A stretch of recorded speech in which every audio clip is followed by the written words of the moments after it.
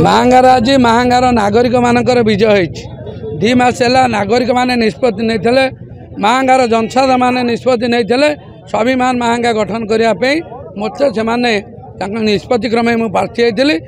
मुझे धन्यवाद दूसरी महांगार जनसाधारण मानक मत जो परिप्रेक्षी में प्रार्थी करते शेष पर्यंत बहु झड़झंझा पर बहु बाधा विघ्न पर बहु वाद विवाद पर से कथा रखिले निष्पत्ति क्रमे तांकर मनोनीत प्रार्थी के से विजय करेले।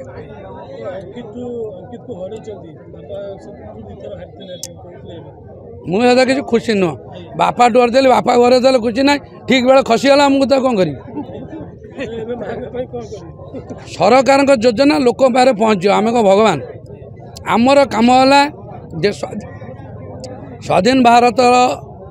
संविधान व्यवस्था अनुसार गणतांत्रिक पद्धति जे निर्वाचित हंती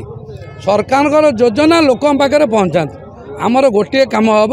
आम अंचल शिक्षा स्वास्थ्य गमनागमन जल सेचन जल जोगाण जल संपद